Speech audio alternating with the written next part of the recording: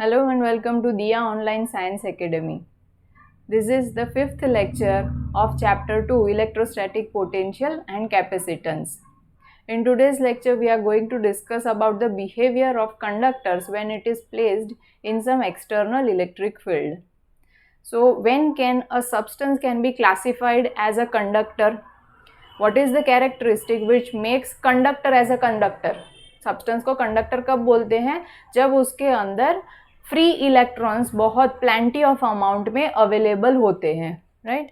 तो plenty of amount में ये जो इलेक्ट्रॉन्स है, if it comes under the effect of some electric force, तो अगर बाहर से कहीं से उसको या कहीं से भी उसको अगर sufficient amount of electric force मिला तो वो पॉजिटिव के टूवर्ड्स अट्रैक्ट होके जाने वाले हैं, right?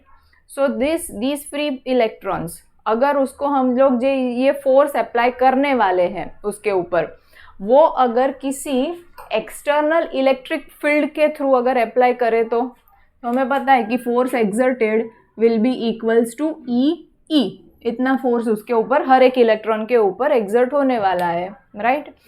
So after that there will be some particular type of arrangement in the conductor itself, और उसके हिसाब से वो जो कंडक्टर होगा वो एक स्पेशल वे में बिहेव करेगा, राइट? तो अभी हमें वही डिस्कस करना है कि कौन कौन से टाइप के उसके बिहेवियर ऑब्जर्व किए जा सकते हैं.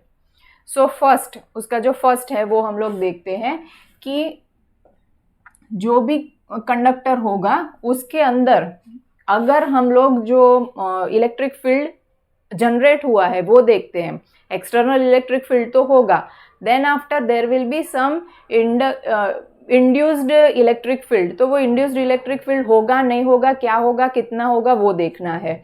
तो बताया दिया जाता है कि इनसाइड द कंडक्टर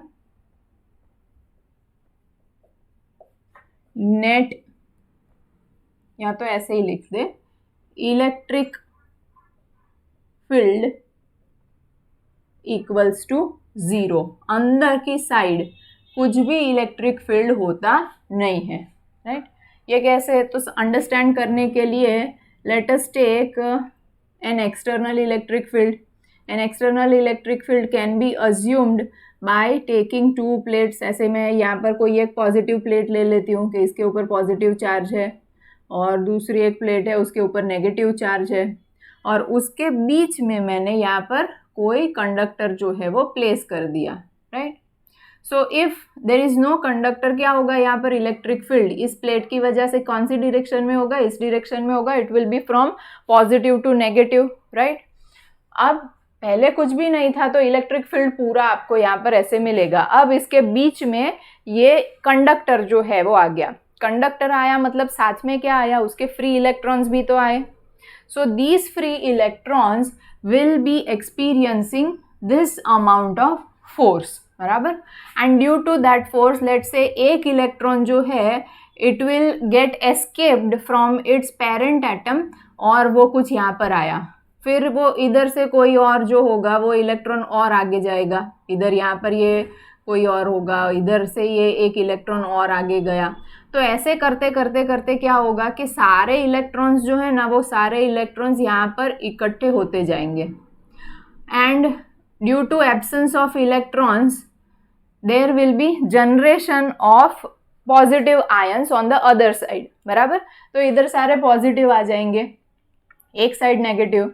तो इंटरनली अगर हम लोग देखें तो नेगेटिव पॉजिटिव इधर, नेगेटिव इधर, एक्सटर्नल से ऑपोजिट हो गया, तो इसका खुद का भी एक इलेक्ट्रिक फील्ड बनेगा, राइट? ये कौन सा होगा? E0 बोल दूँ तो मैं इसको E बोलूँ, इंड्यूस्ड जो है वो. अब होगा क्या इसमें? ये जो प्रोसेस थी कि इलेक्ट्रॉन उसमें से सेपरेट होके आगे गए, वो प्रोसेस कब तक चलेगी? वो तब तक चलेगी जब तक ये दोनों इलेक्ट्रिक फील्ड सेम नहीं हो जाते, इक्वल मैग्नीट्यूड के नहीं हो जाते तब तक. अब सेम मैग्नीट्यूड हो जाएंगे ये दोनों और ऑपोजिट ही बनेंगे, बराबर? ऑपोजिट होंगे तो टोटल यहाँ पर net electric field would be how much? 0, क्योंकि एक्सटर्नल जो था वो इस तरफ, इंटरनल जो है इस तरफ. सो इनसाइड अगर हम लोग देखने जाए E नेट तो वो 0 हो जाएगा. राइट। तो अंदर की तरफ, अंदर ई इनसाइड जो है वो कुछ भी इलेक्ट्रिक फील्ड इस वजह से हमें नहीं मिलेगा। अभी मैंने बताया कि एक इलेक्ट्रॉन जो है वो निकल के आएगा, फिर दूसरा इलेक्ट्रॉन आएगा, फिर तीसरा इलेक्ट्रॉन आएगा। तो ये प्रोसेस होने में कोई टाइम नहीं लगता उतना ज़्यादा कि हाँ इनिशियली मुझे इतना इलेक्ट्रिक फील्ड मिलता था, देन आफ्टर वो धीरे धीरे करके इलेक्ट्रिक फील्ड जो है वो ज़ीरो हो गया। नहीं, it happens in fraction of time, बराबर। कुछ उसके लिए टाइम हम लोग वो ऑब्जर्व ही नहीं कर सकते, इतने टाइम में हो गया, बराबर। But process actually step by step ये होती है। और अल्टीमेटली होता क्या है, whenever you find a conductor placed in some external electric field, there will not be any electric field inside the conductor। तो ये फर्स्ट कैरेक्टरिस्टिक हो गई, याद रखना इसको, इनसाइड में इलेक्ट्रिक फील्ड ज़ीरो। अब सेकेंड जो है उसके अंदर आएगा कि कोई भी अगर चार्ज आप प्लेस करते हो, चार्ज प्लेस्ड कहाँ पर, ऑन अ कंडक्टर। अगर एक कंडक्टर लिया, उसके ऊपर हम लोगों ने चार्ज रखा, तो वो चार्ज कहाँ पर जाएगा, ये जो कंडक्टर है उसके ऊपर रहेगा, नीचे रहेगा, अंदर जाएगा, सेंटर में चला जाएगा, कहाँ चला जाएगा। तो charge placed on a conductor gets resides only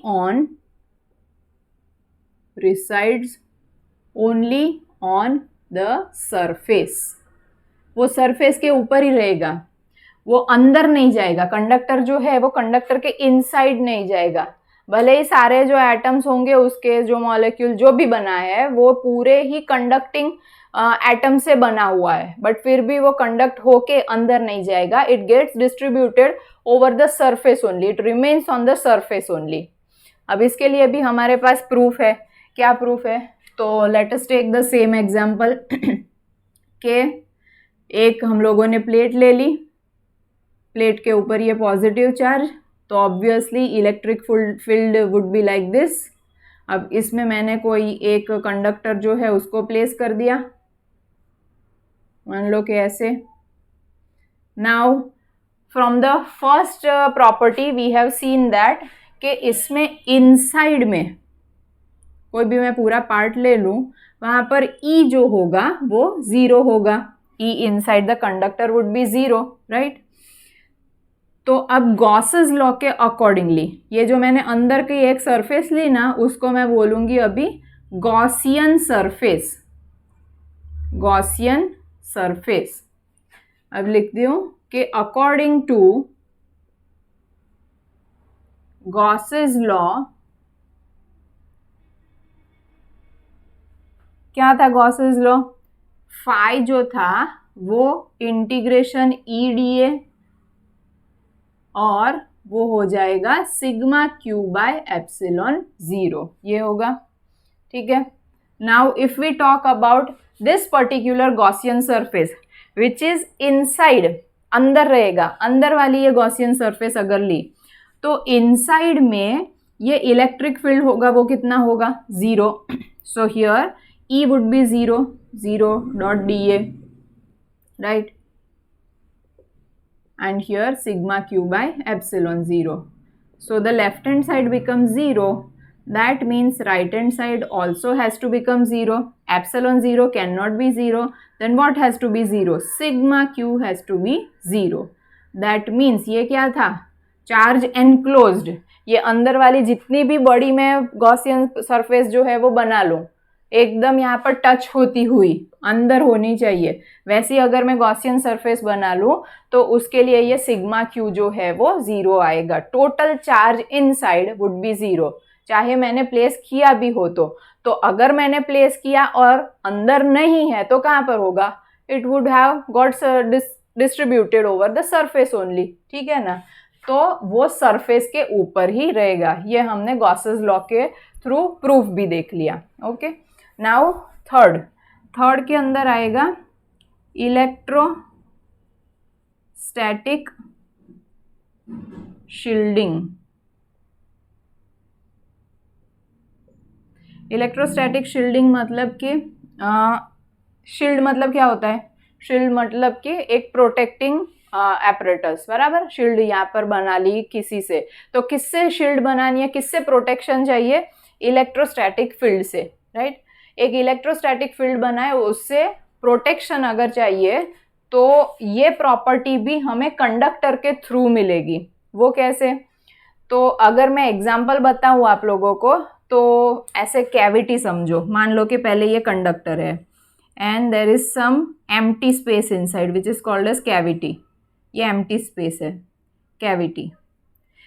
तो अब यहाँ पर ये इसी को मैं गॉसियन सरफेस कंसीडर कर लूँ, ये इसकी बाउंड्री को। इनसाइड जो है वो इनसाइड तो क्या होगा, इलेक्ट्रिक फील्ड यहाँ पर ज़ीरो हो जाएगा, बराबर। इलेक्ट्रिक फील्ड यहाँ पर ज़ीरो होगा।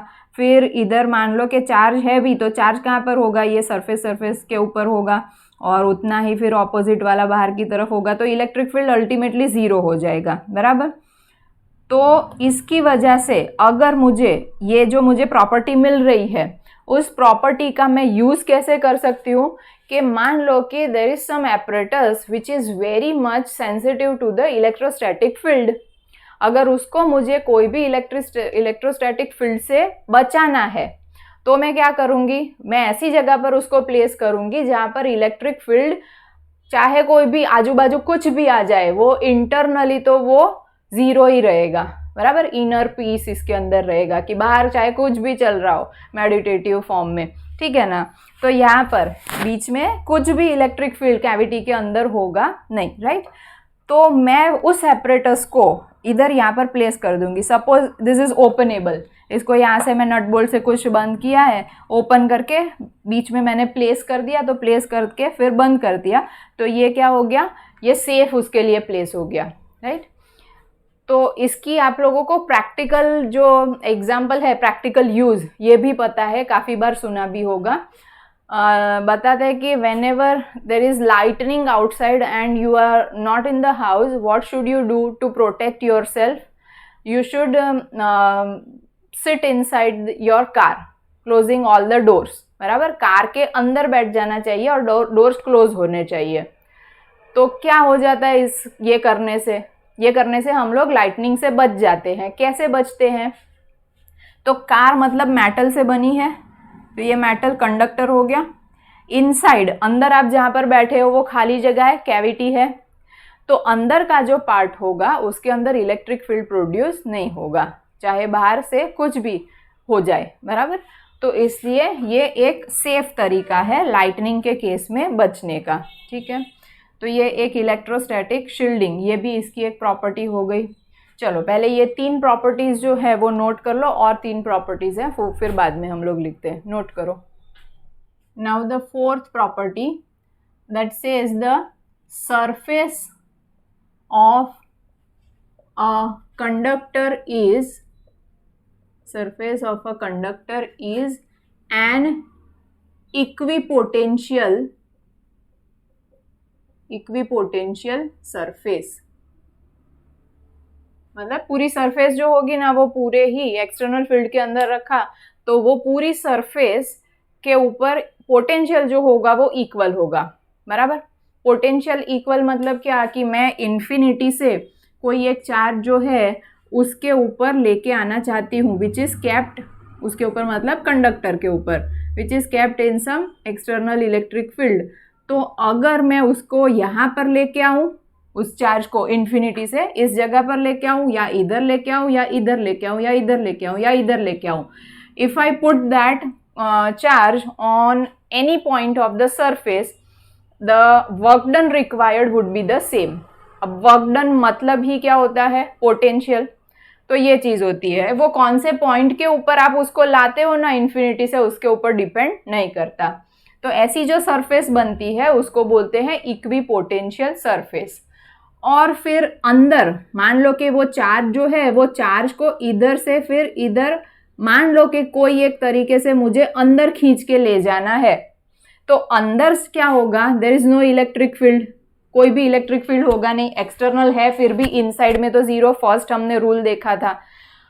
तो कोई भी इलेक्ट्रिक फील्ड नहीं है और मुझे कोई चार्ज को मूव करवाना है, तो there is no work done required, क्योंकि उसको अपोज करने वाला या अट्रैक्ट करने वाला कुछ नहीं होगा। तो एक्स्ट्रा वर्क डन कुछ रिक्वायर्ड नहीं है, इधर से इन्फिनिटी से इस पॉइंट तक लाने में ही वर्क डन करना है, फिर इधर से इधर जाने में कोई वर्क डन नहीं। तो जितना पोटेंशियल सरफेस के ऊपर होगा सेम पोटेंशियल पूरा ही अंदर होगा, बराबर। एक्स्ट्रा कुछ भी वर्क डन होगा नहीं। मान लो कि सरफेस के ऊपर V0 है तो अंदर भी V0 ही होगा, तो ये इक्वी पोटेंशियल हो गया, बराबर।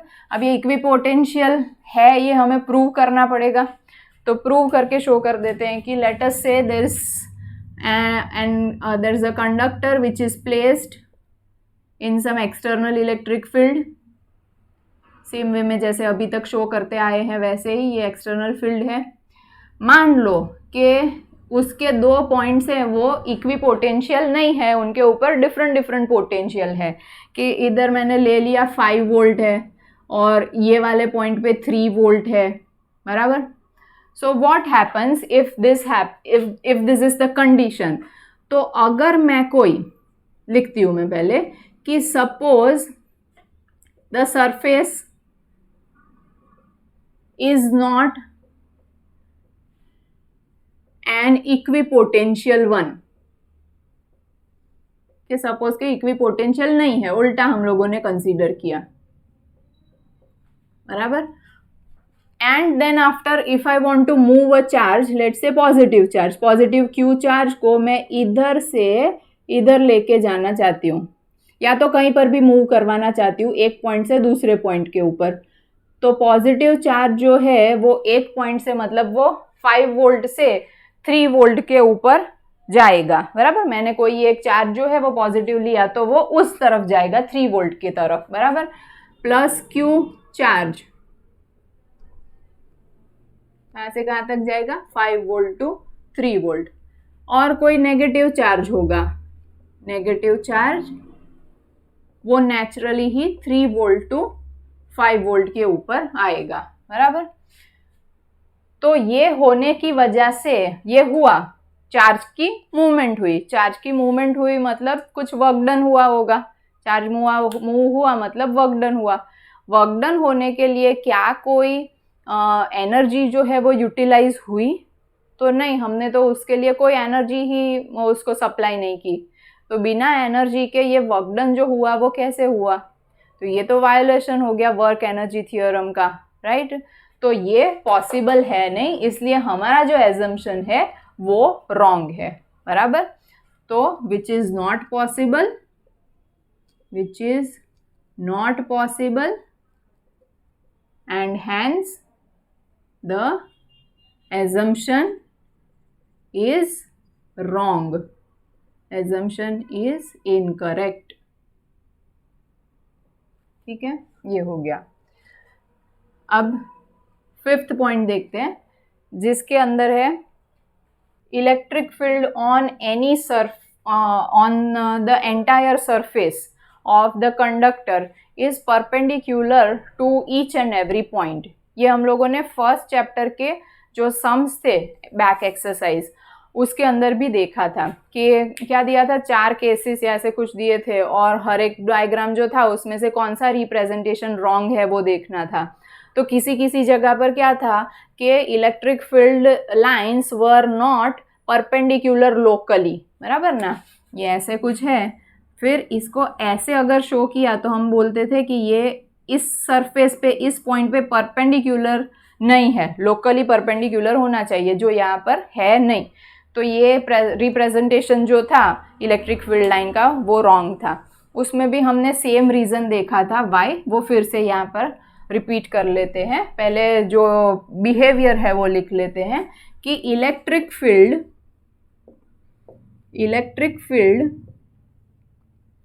On any point of a conductor is perpendicular, बराबर, परपेंडिकुलर ही होगा। सपोज के परपेंडिकुलर नहीं है, ऐसे है electric field, then it will be having 2 components, one would be along the surface and the other would be perpendicular to the surface. What will this component play a role? इसका role क्या होगा कि ये electric field ऐसे, ये वाला perpendicular वाला और ये वाला पैरेलल वाला। तो परपेंडिकुलर इलेक्ट्रिक फील्ड ऐसे हैं, तो जो भी चार्जेस होंगे पॉजिटिव चार्ज, वो पॉजिटिव चार्ज इस तरफ आएंगे, क्योंकि ये इलेक्ट्रिक फील्ड जो है वो QE जितना फोर्स लगाएगा, एंड इलेक्ट्रॉन्स जो होंगे, फ्री इलेक्ट्रॉन्स होंगे ना, वो फ्री इलेक्ट्रॉन्स अपवर्ड डायरेक्शन में जाएंगे, बराबर। तो ये भी क्या हो गया, यहाँ पर इलेक्ट्रॉन्स की मूवमेंट हुई, तो ये मूवमेंट भी पॉसिबल नहीं है, जैसे इसके अंदर हमने बताया था वो मूवमेंट ऐसे नेचुरली होती जाएगी, वो पॉसिबल है नहीं, एनर्जी आपने सप्लाई नहीं की है, बराबर।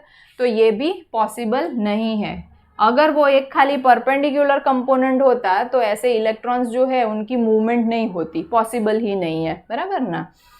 तो हमारा जो एजम्पशन था कि ये कहीं पर अगर इनक्लाइंड किसी कोई एक एंगल के ऊपर होगा उस पॉइंट पे, तो वो रॉन्ग एजम्पशन है। Then the sixth one, that is the formula for electric field. Electric field on any point of a conductor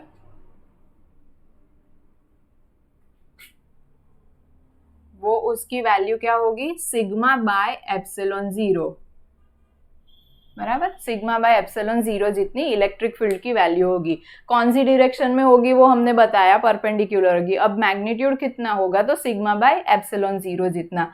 इसको हम लोग प्रूव करते हैं, प्रूव करके ये फॉर्मूला जो लाते हैं, तो इसमें आपको रिकॉल क्या करना पड़ेगा, जो फर्स्ट चैप्टर था, फर्स्ट चैप्टर के अंदर वो इनफाइनाइटली लॉन्ग शीट वाला था ना, कि electric field generated due to uniform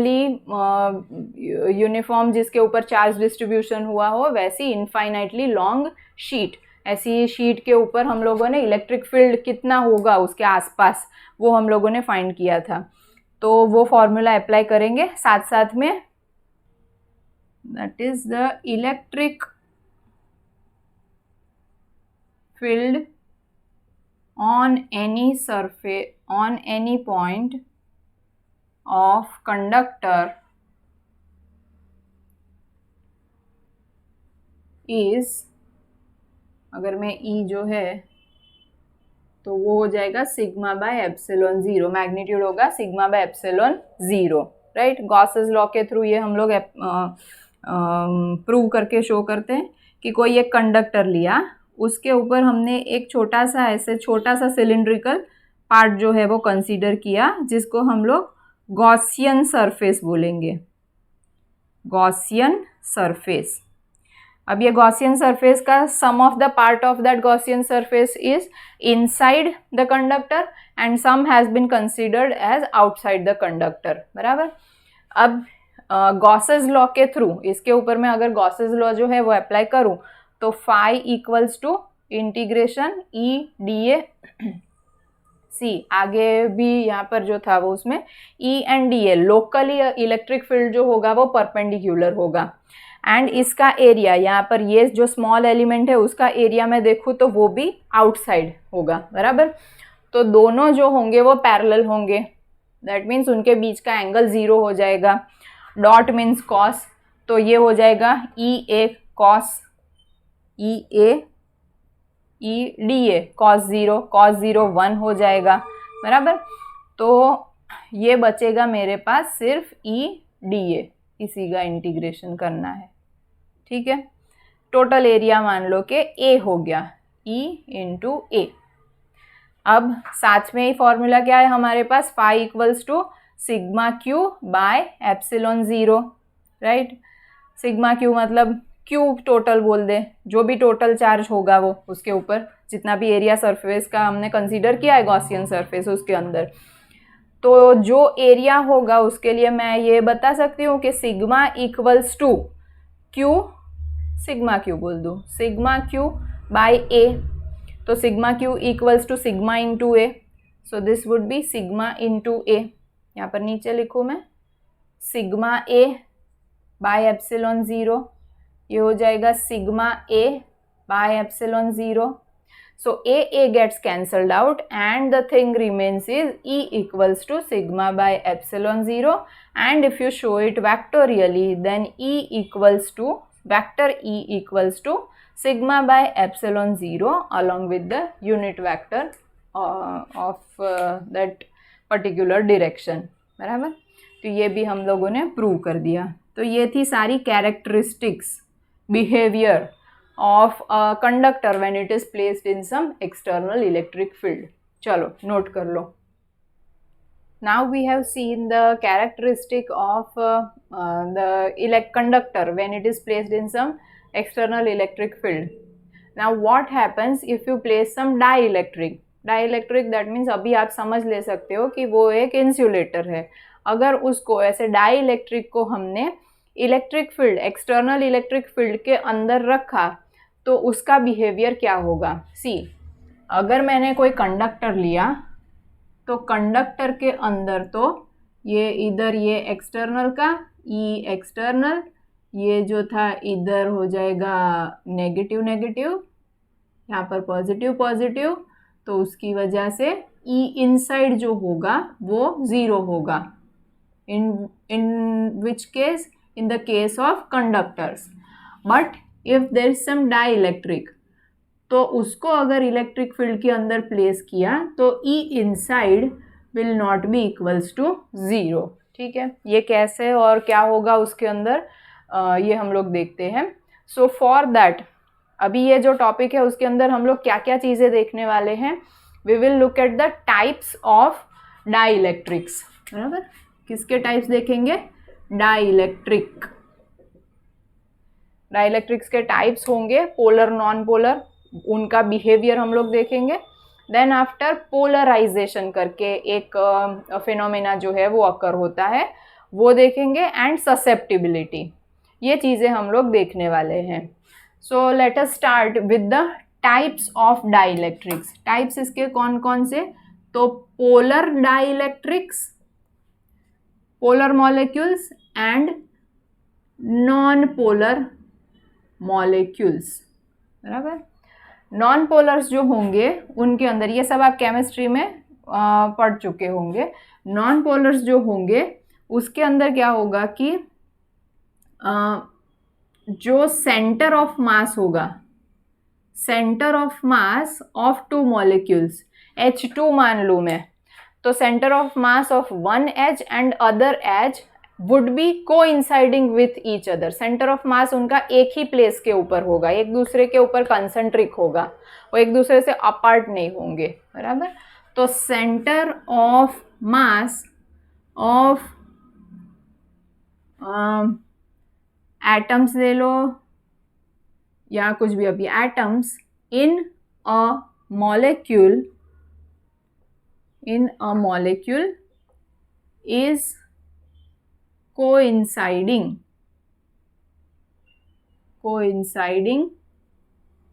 with each other. बराबर, ऐसे एक ही जगह पर होंगे, इसका भी इधर, दूसरे वाले का भी इधर. ठीक है, जबकि पोलर्स आप देखोगे तो पोलर्स के अंदर you will distinctly notice two centre of mass, जैसे कि ले लिया Na और Cl, तो ये दोनों सेपरेटली यहाँ पर हमें शो किए जाएंगे. बराबर, एक यहाँ पर प्लस होगा, दूसरा यहाँ पर माइनस होगा. बराबर, सेपरेट होंगे. तो centre of mass of atoms will be distinctly apart from each other. बराबर, और अपार्ट मतलब उतने भी अपार्ट नहीं कि एक इधर होगा एक दूसरे कहीं गांव होगा, वो एंगस्ट्रॉम के अंदर उनके बीच का डिस्टेंस होता है. एंगस्ट्रॉम में नैनोमीटर के अंदर होता है, उतना डिस्टेंस होता है, उतने अपार्ट होते हैं. जबकि इसके अंदर तो पूरे ही एक ही जगह पर कोइंसाइड होते होंगे. तो इनके एग्जाम्पल्स क्या होंगे? एग्जाम्पल्स में ये इसके लिए देखूँ तो NaCl बोल दूँ, HCl बोलूँ, ये सारे इसके एग्जाम्पल हो गए. और इसके अंदर मैं देखूँ तो O2, H2 लाइकवाइज. बराबर, ऐसे एग्जाम्पल्स इसके बन गए.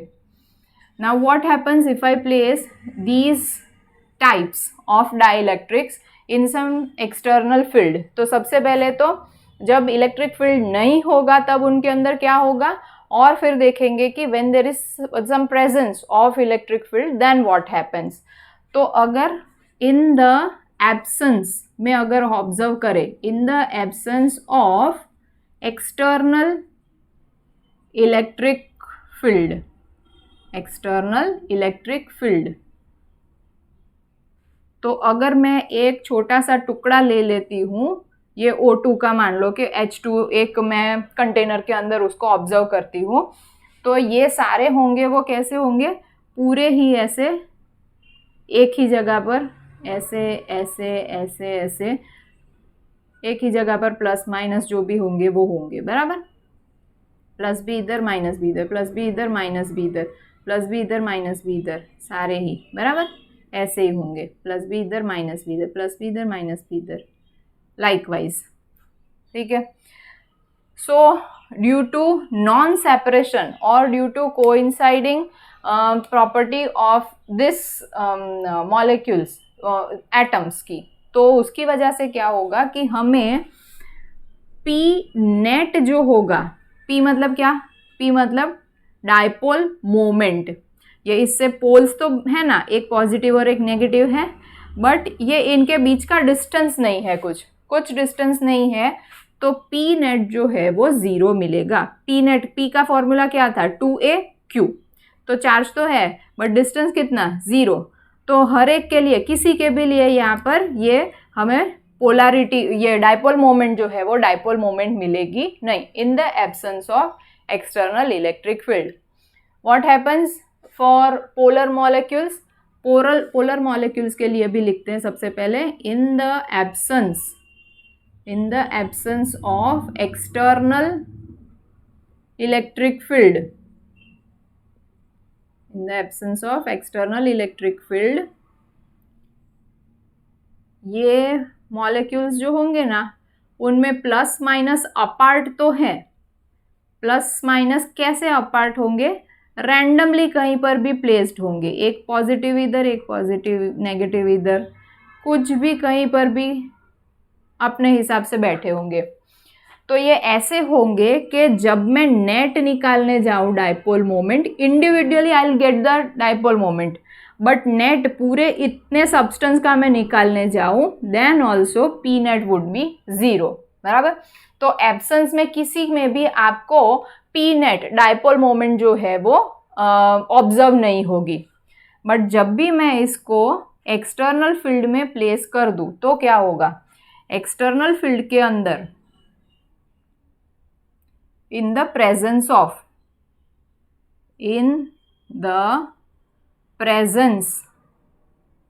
of external electric field, तो ये पॉजिटिव वाली प्लेट, ये नेगेटिव वाली प्लेट, अगर उसके बीच में मैंने डाइलेक्ट्रिक का स्लैब जो है वो रख दिया, तो इनमें से जो नेगेटिव वाले आयंस होंगे that will get attracted towards the positive plate, और जो पॉजिटिव वाले होंगे वो इस साइड अट्रैक्ट हो जाएंगे। तो ये प्लेस कैसे होंगे, ये नेगेटिव ये पॉजिटिव, इधर ये नेगेटिव ये पॉजिटिव, नेगेटिव पॉजिटिव, ऐसे प्लेस होंगे, नेगेटिव एक तरफ पॉजिटिव, लाइकवाइज पूरे सब्सटेंस के अंदर कुछ ऐसे अरेंजमेंट होगी, इस तरफ सारे नेगेटिव, इस तरफ सारे पॉजिटिव होंगे, बराबर। इसके अंदर ये डायपोल्स तो थे ही ऑलरेडी, अपार्ट तो थे ही, इसमें क्या था, अपार्ट किया, बराबर, इसमें तो अपार्ट है ही। फिर external, in the presence of E, short में लिख देती हूँ, in the presence of E external. तो ये ना, जैसे कि एक्सटर्नल फील्ड मतलब टीचर आ गए मतलब ये स्ट्रिक्ट इनके ऑब्जर्वेशन में आ गया, ठीक है ना। तो ये इधर उधर कहीं पर भी मुड़ के बैठे थे, वो अब सारे सीधे हो जाएंगे, नेगेटिव इधर पॉजिटिव इधर, नेगेटिव इधर पॉजिटिव इधर, negative positive, negative positive, negative positive, negative positive, likewise ये अरेंज हो जाएंगे। तुरंत ही इतना प्योरली अरेंजमेंट हो जाएगा ऐसे ज़रूरी नहीं है। पहले थोड़ा सा ओरिएंटेशन ठीक होते होते होते होते फिर एक अलाइनमेंट जो है वो आएगा, बराबर। कब वो अलाइनमेंट आएगा? सपोज पहले मैंने E1 रखा, फिर E2 किया, suppose E1 was less than E2, मतलब इलेक्ट्रिक फील्ड जो पहले मैंने एक्सटर्नल अप्लाई किया दैट वाज स्मॉलर वन, और उसके बाद फिर मैंने ये इंक्रीज की वैल्यू इलेक्ट्रिक फील्ड की, तो इलेक्ट्रिक फील्ड की वैल्यू इंक्रीज होने की वजह से force experienced by this molecules would get increased, बराबर, क्योंकि F इक्वल्स टू QE होगा, तो E की वैल्यू इंक्रीज होगी तो F इंक्रीज होगा, तो उनके ऊपर फोर्स और लगेगा। फोर्स और लगेगा तो मान लो कि पहले इतना सेपरेशन था, अब वो सेपरेशन इतना हो गया, बराबर। मैं तो ये थोड़ा ज़्यादा ही दिखा रही हूँ, मैंने बताया वैसे ये एंगस्ट्रॉम के अंदर उनके बीच का डिस्टेंस होता है, बट समझने के लिए कि वो डिस्टेंस जो है वो इंक्रीज हो गया। So as the distance increases, P जो है, P बराबर क्या होगा 2AQ, तो 2A इंक्रीज हो गया ना डिस्टेंस उनके बीच का, वो इंक्रीज हो गया तो P इंक्रीज होगा, तो P1 भी इंक्रीज होगा। P मिल रहा था बट अब इंक्रीज्ड मिलेगा। The same thing happens in this case also, E1 less than E2, तो ये P1 लेस देन P2, बराबर। इसमें फ़र्क क्या था? इसमें इंडिविजुअली डाइपोल मोमेंट तो प्रेजेंट थी, इसमें इंडिविजुअली भी प्रेजेंट नहीं थी, बट नेट देखने जाए तो दोनों केस में 0 की 0 ही मिलेगी, बराबर। तो सबसे पहले चलो इतना नोट कर लो, मैं इधर लिख देती हूँ, E इंक्रीजेस तो F इंक्रीजेस, तो उसकी वजह से E increases, that means this implies F increases, this implies 2A increases, this implies P increases, बराबर। चलो नोट करो। Now the next term that I had mentioned was polarization। अभी हमने डाइलेक्ट्रिक का बिहेवियर देखा, अब पोलराइजेशन स्टडी करना है। पोलराइजेशन दैट मीन्स अभी हमने जो देखा वो पोल्स थे नहीं और पोल्स बने, बराबर। पोल्स नहीं थे मतलब दो जो पॉजिटिव एंड नेगेटिव आयंस थे वो एक ही के ऊपर कोइंसाइड हो रहे थे, राइट। अब वो अपार्ट हो गए, अपार्ट होके हमें दो सेपरेट डिस्टिंक्ट पोल्स जो है वो ऑब्जर्व होते हैं, तो ये जो हुआ उसको बोलते हैं पोलराइजेशन, राइट। पोलराइजेशन ये वर्ड ना इलेक्शन के टाइम पे न्यूज़ चैनल के ऊपर बहुत ज़्यादा सुनने में आता है, पोलराइजेशन ऑफ वोट्स, मतलब दिस पर्टिकुलर रिलीजन और कास्ट या तो कम्युनिटी वाले जो है वो सारे उनके वोट्स इनकी तरफ गए या इनके सपोर्टर्स का इनकी तरफ गया वोट्स, ठीक है ना। तो वो क्या एक तरफ, एक टाइप का सब एक तरफ इकट्ठा हो गया, दूसरे टाइप का दूसरी तरफ इकट्ठा हो गया, तो उसको पोलराइजेशन बोलते हैं। उसमें वोट्स का पोलराइजेशन होता है। इसके अंदर इलेक्ट्रिक फील्ड, हम लोग इलेक्ट्रोस्टैटिक स्टडी करते हैं तो चार्जेस का पोलराइजेशन होता है। तो हेडिंग लिख दे सबसे पहले, पोलराइजेशन। पोलराइजेशन डेफिनेशन क्या बनेगी इसकी? तो पोलराइजेशन को कैपिटल P से रिप्रेजेंट करते हैं। Dipole moment is represented by small p, ये कैपिटल P से। तो polarisation is per unit volume net dipole moment, बराबर, per unit volume dipole moment. It is the net dipole moment per unit volume, correct. तो unit देखें हम लोग इसका सबसे पहले, यूनिट क्या आ जाएगा? यूनिट आएगा P का यूनिट क्या होता है? Coulomb into metre, and volume जो होगा वो किस में मेजर होता है? मीटर क्यूब के अंदर, राइट। तो इसका यूनिट क्या बन जाएगा? Coulomb metre raise to -2, coulomb into metre raise to -2, बराबर। अब P के लिए मैं 2A, मतलब कोई दो जो पोल्स होंगे उनके बीच का डिस्टेंस 2A इंटू Q लिख सकती हूँ, into V। In place of V, V मतलब वॉल्यूम, वॉल्यूम मतलब क्या होता है, वॉल्यूम मतलब लेंथ इनटू एरिया, किसी भी चीज का वॉल्यूम होगा, कोई भी चीज का वॉल्यूम हम लोग कैसे रिप्रेजेंट कर सकते हैं, cross sectional area into length, बराबर। ये आपको पता होगा कि जैसे कि मैंने ले लिया मैं एक सिंपल क्यूब बता देती हूँ, तो क्यूब किससे बना है, ऐसे 6 स्क्वायर से, बराबर। तो स्क्वायर का एरिया कितना, एल स्क्वायर, ये इसका क्रॉस सेक्शनल एरिया हुआ ना, इनटू इसकी लेंथ कितनी, एल, तो ये एल क्यूब होता है। तो ये किसी भी शेप के लिए ए इंटू एल जो है वो एप्लीकेबल, बराबर, cross sectional area into length. तो अब इसमें भी मैं लिखूँ cross sectional area into length. अब लेंथ कितनी, तो हमने अभी 2a लेंथ ली है, तो ये 2a जो है वो कैंसिल हो जाएगा, तो क्यू बाई ए बना। क्यू बाई ए जो होता है वो होता है सिग्मा, बराबर ना, याद है ना, ये क्या, surface charge density Q by A. तो पोलराइजेशन P ये होता है क्यू बाई ए। देखो यूनिट भी सेम, इसके ऊपर से याद आया, यूनिट के ऊपर से कूलम पर मीटर स्क्वायर, इसके लिए लिखते थे ना कूलम पर मीटर स्क्वायर। तो ये पोलराइजेशन सरफेस चार्ज डेंसिटी के जितना होता है। अब ये किसके ऊपर डिपेंड करेगा, polarisation depends upon, polarisation depends upon the type of material, जो भी सब मटीरियल मतलब substance, type of substance, type of substance.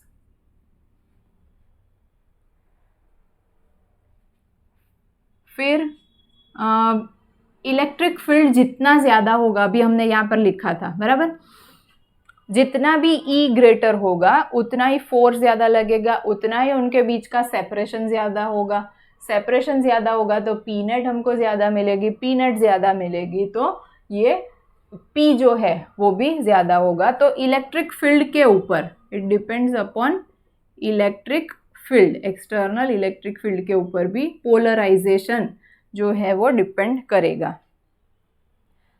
So from this we can say as electric field increases polarisation also increases, बराबर, और same proportion में increase होंगे। तो P polarisation is directly proportional to electric field, right. तो मैं यहाँ पर कोई इक्वालिटी कांस्टेंट जो है वो मैं लिखूँ, प्रोपोर्शनलिटी कांस्टेंट लिखूँ, तो P इक्वल्स टू काय, या तो जाय कुछ भी बोलते हैं इसको, P इक्वल्स टू काय E, बराबर। तो ये एक फॉर्मूला बन गया वेयर काय और chi is called as electric susceptibility,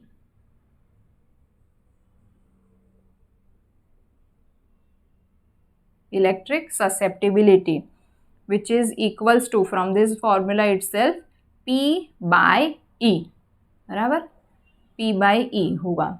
Now this electric susceptibility does not depend upon this electric field, और मैटर जो है वो सब्सटेंस कितना बड़ा या कितना वॉल्यूम जितना ज़्यादा या कुछ भी उसके ऊपर डिपेंड नहीं करता। If I take one particular grade of कोई एक मटेरियल, कोई एक ग्रेड का कोई एक मैंने सब्सटेंस ले लिया, प्लास्टिक ले लिया या जो भी ले लिया, तो उसके लिए यहाँ पर ये काई जो होगा उसके लिए वो फिक्स हो जाएगा। तो constant, it is constant for a particular substance,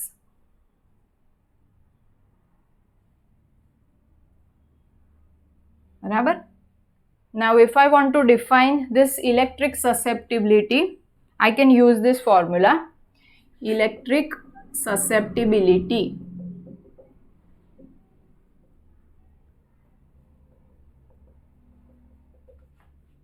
is equals to P by E। तो P बाई E के ऊपर से मैं E जो है उसको अगर 1 ले लूँ तो का इक्वल्स टू P हो जाएगा, ससेप्टिबिलिटी इक्वल्स टू पोलराइजेशन, तो इट इज द पोलराइजेशन और यूनिट एक्सटर्नल इलेक्ट्रिक फील्ड या यूनिट इलेक्ट्रिक फील्ड, बराबर।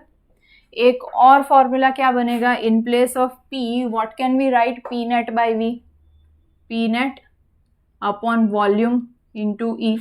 If I take both these terms in the denominator as 1 that means per unit volume per unit external field, so it is the net dipole moment, net electric dipole moment per unit volume per unit electric field, correct. ये उसकी second definition जो है वो बन गई। तो अभी आप लोग ये इतना नोट कर लो, फिर एक और टर्म जो है वो डाइलेक्ट्रिक कांस्टेंट वो देखते हैं, ठीक है। पोलराइजेशन के लिए ये हो गया, लिख लो। Now dielectric constant, dielectric constant that means suppose कि मैंने ये एक सब्सटेंस लिया, डाइलेक्ट्रिक सब्सटेंस, और उसको मैंने एक्सटर्नल फील्ड के अंदर प्लेस किया। External field E zero is this, E zero is external electric field, and due to that polarisation has happened. तो नेगेटिव सारे इलेक्ट्रॉन्स इधर इकट्ठे हो गए, पॉजिटिव इधर इकट्ठे हो गए। So the electric field will be generated inside this due to polarisation, तो उसको मैं ईपी बोल देती हूँ, ईपी। तो electric field due to polarisation, polarisation के ड्यू टू ये इलेक्ट्रिक फील्ड हुआ। तो इनकी नेट अमाउंट, ये ई ज़ीरो इस तरफ था, बराबर, और ई पी इधर है, तो there would be some net E जो है ना वो आएगा। ऑब्वियसली ई पी की वैल्यू थोड़ी सी कम होगी ई ज़ीरो से, बराबर। तो नेट जो होगा वो ई हमें इसी डायरेक्शन में, ई ज़ीरो की डायरेक्शन में मिलेगा। ई क्या है, net electric field, that means E is EP और E0 का वेक्टोरियल एडिशन जितना हमें मिलेगा, right. Now due to polarisation this E0 can not be same inside the dielectric, बराबर। बाहर भी E0 अंदर भी E0 नहीं रहेगा, पोलराइजेशन उसको थोड़ा सा डिक्रीज कर देगा। तो ड्यू टू पोलराइजेशन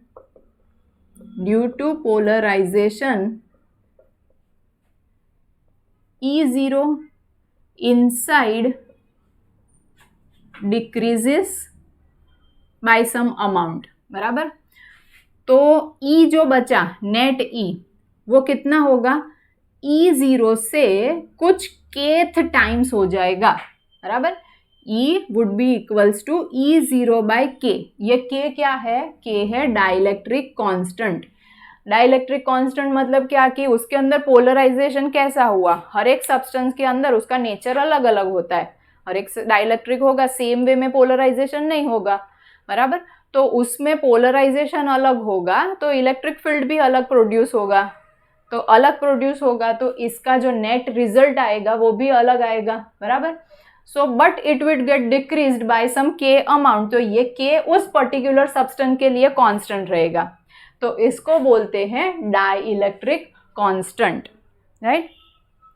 नाउ इसको मैं बोल दूं, यहाँ पर ये के लिखा, के जो है ऑब्वियसली उसका कुछ यूनिट नहीं होगा, K equals to E zero by E, मतलब सेम जो यूनिट होंगे वो डिवाइड हो जाएंगे, तो ये यूनिटलेस क्वांटिटी है। नाउ मैं अगर फ्री स्पेस या तो वैक्यूम ले लेती हूँ, फॉर वैक्यूम के लिए K इक्वल्स टू इसका कितना जो है वो पोलराइजेशन होगा वैक्यूम का, तो पोलराइजेशन इसमें होगा ही नहीं, पोलराइजेशन नहीं होगा तो what ever is the magnitude of external electric field that can be observed inside also, inside the substance also, तो ये दोनों सेम हो जाएंगे, ये दोनों सेम मतलब k की वैल्यू 1 आएगी, because no polarisation of vacuum, बराबर, ये रीजन हो गया उसका। अब पोलराइजेशन होते होते हमने क्या बताया, थोड़े इलेक्ट्रॉन जो है वो अलग होंगे, यहाँ पर आएंगे, फिर और इलेक्ट्रिक फील्ड बढ़ाए तो और वो सेपरेट होंगे, और इलेक्ट्रिक फील्ड बढ़ाए तो वो और सेपरेट होंगे, तो कोई लिमिट तो होगी ना।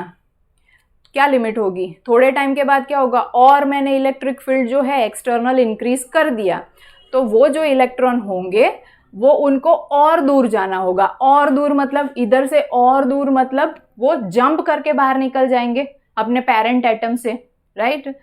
तो एक पर्टिकुलर मैग्नीट्यूड है, smallest value of that electric field on applying which these free electrons will get escaped from the substance. तो वो जो स्मॉलेस्ट थ्रेशोल्ड वैल्यू होती है इलेक्ट्रिक फील्ड की, उसको उस मटेरियल की डाई इलेक्ट्रिक स्ट्रेंथ बोलते हैं। क्या बोलते हैं, dielectric strength, dielectric strength. Electric strength मतलब द थ्रेशोल्ड वैल्यू, थ्रेशोल्ड या तो minimum value of external electric field, external electric field on applying which the electrons from substance gets escaped from the parent atom, उससे अलग होके बाहर निकल जाएंगे, उस वैल्यू को, उस इलेक्ट्रिक फील्ड को बोलते हैं dielectric strength. Dielectric strength for vacuum, vacuum में कौन से मोमेंट पे इलेक्ट्रॉन्स निकल के आएंगे, कभी नहीं, तो उसके लिए डाइइलेक्ट्रिक स्ट्रेंथ की वैल्यू हो गई इनफाइनाइट। फॉर एयर, ये एमसीक्यू के अंदर, बोर्ड के अंदर कभी पूछा गया है। For air it would be 3 into 10⁻⁶ volt पर मीटर। इतना इलेक्ट्रिक फील्ड जब अप्लाई करेंगे तब एयर में से जो इलेक्ट्रॉन्स होंगे वो एस्केप होके बाहर निकलेंगे, राइट। ठीक है, चलो नोट करो ये दोनों चीज़ें भी। So here we come to the end of this lecture, and in the further lectures we would be discussing the second part of this chapter, that is capacitors.